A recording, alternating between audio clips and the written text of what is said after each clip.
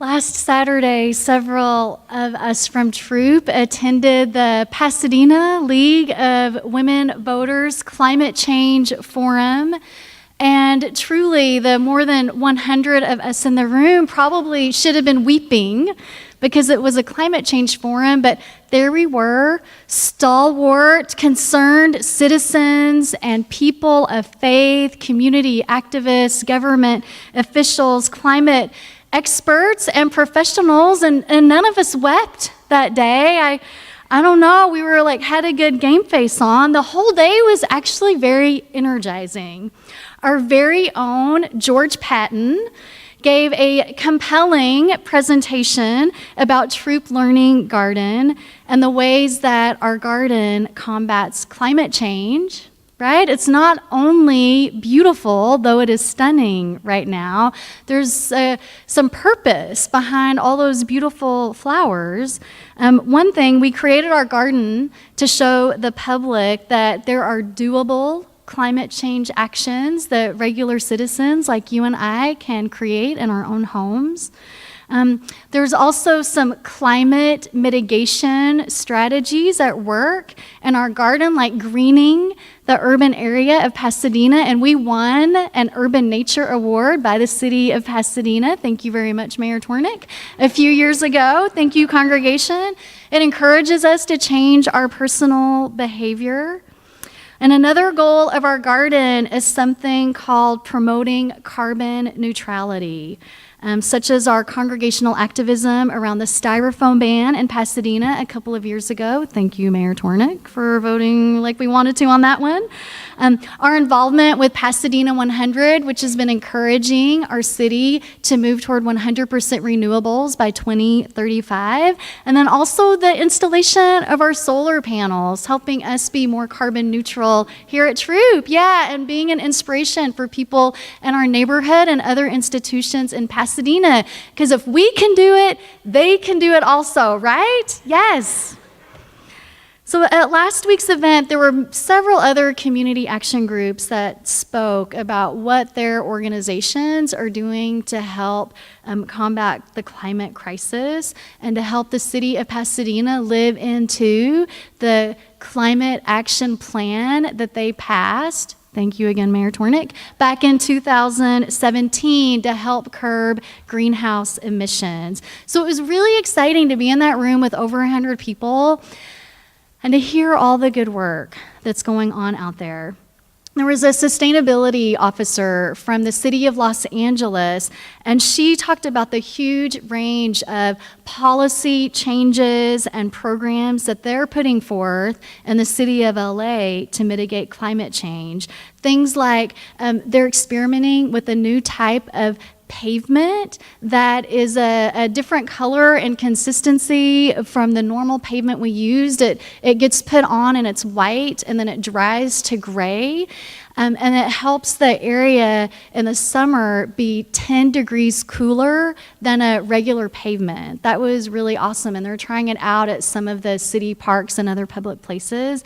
And she also talked about the city of LA's aggressive tree planting and maintenance program. They're really trying to up the tree canopy in areas of LA that don't have very many trees, so it helps provide shade for people who are walking and waiting for buses.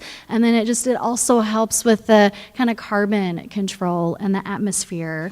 So she was like, we heard her talk, and she was just like a can-do person, and it seemed like we're gonna survive, right, Jean? Did you have that feeling with her? Yeah, I wanted to follow her around for a few days.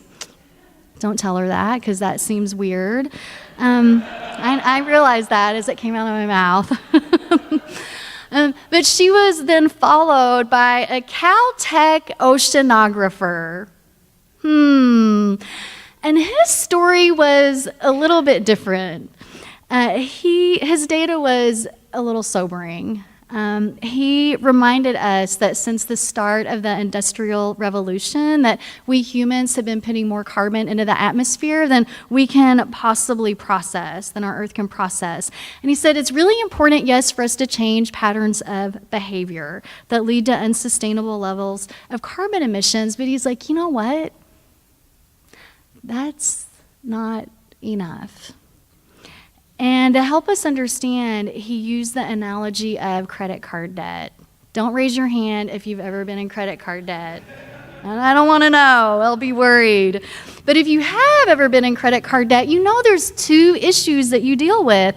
One is learning how to curb your spending so that you're not adding to credit card debt. So in a way, you're trying to get to net zero, not carbon emissions, but spending emissions with your credit card. And then the second thing is, with your credit card, you're trying to slowly chip away at your balance, which is accruing interest every month, which makes it really hard to ever get out of credit card debt. And so we're really, in our environmental world, we're trying to learn how to kind of cut down on the emissions, but then we also have this challenge of what do we do with the unhealthy levels of carbon that are already out there? Even if all of us in the whole world change everything today at noon, that doesn't eliminate the carbon that's there. And no one has invented a gigantic vacuum cleaner that will suck it out of the atmosphere. Now, that's what the Caltech oceanographer is dreaming about doing. And he had some schemes that were very, very expensive. Maybe, as someone said to me, sorry, this is on video, it might be a little bit of magical thinking on his part, but they're definitely trying to figure out how to get it out of the atmosphere, but we're just not there yet. And I'm not a climate scientist, so I am not here in the pulpit to suggest a way out of that one. But I am here as your pastor to suggest that the way we deal with this reality, that irreparable harm has been done to Earth, that the way we deal with that is deeply spiritual work on all of our parts.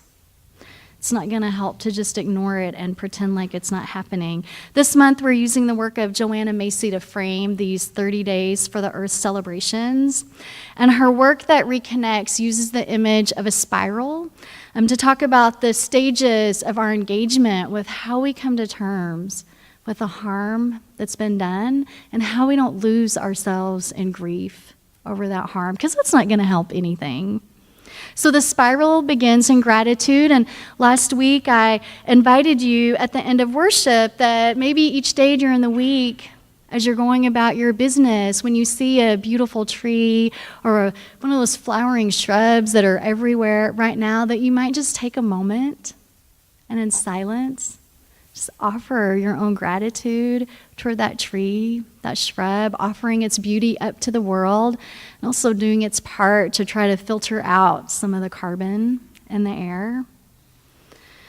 So rooted in this sense of gratitude, which is important for us as humans, we then can turn to honoring the pain that we carry for our world. And the work of honoring this pain and naming it seems really hard, but also very necessary. I mean, in our normal lives, we move in circles and in a world that doesn't really open itself up to us saying at the coffee shop, "Hey, Dejan, how you doing today?" I'm experiencing a huge amount of grief over the fact that we're slowly, killing, I hate to use that strong of a word, but our planet, so I'm pretty down today. If Dejan said that in the coffee shop, my guess is people would walk slowly away from him and hope that he gets his coffee and moves out pretty quickly. But our religious communities are places where we can be courageous and have these conversations because we're already places where we come and name our grief over losing a beloved member while at the same time welcoming 12 new members into the church, where we grieve our music director leaving and following his calling, so we're also happy for him, on the same day that we're dedicating our solar panels and feeling so great about the fact that we are doing what we can. This week, as Jonathan and I are prepping for Passover, it's also a reminder that it's not just in moments like today that we hold multiple emotions, but our religious communities offer us these big holidays where we as a community can hold grief and joy. During the Passover Seder, we're celebrating freedom from slavery, and we're also eating bitter herbs to symbolize the harshness of that slavery. We're also dipping vegetables into salt water, reminding us of the tears the Hebrew slaves shed. We're also eating a hard-boiled egg, which is a sign of mourning. And we're also drinking 4 cups of wine. You get all the emotions at Passover. So here we are, joy and sorrow, woven fine. And many of you have wandered in here looking for a spiritual home where you can celebrate life and all of its beauty, and also just have a place to be real with each other and to say, yeah, you know what? My heart hurts today. I want to cry some tears today. And I'm just going to go to church and do that. Because this is a place where if you decide to shed some tears in a pew, no one looks at you strangely. They don't back away. As a matter of fact, they'll reach out their hand and say, can I give you a hug? How can I be of service to you? Vietnamese Zen master Thich Nhat Hanh was asked, what do we need to do to save our world? And he replied, what we most need to do is to hear within us the sound of earth crying. Opening our hearts and minds to that crying eventually calls us into the adventure of imagining new ways of doing things. And that's next Sunday's worship service, imagining new ways of doing things. But today we remember what Joanna Macy said, that until we can grieve for our planet, we can't love it. Grieving is a sign of spiritual health. It's not enough to weep for our lost landscapes. We have to put our hands in the earth to make ourselves whole again. Even a wounded world is feeding us. Even a wounded world holds us, giving us moments of wonder and joy.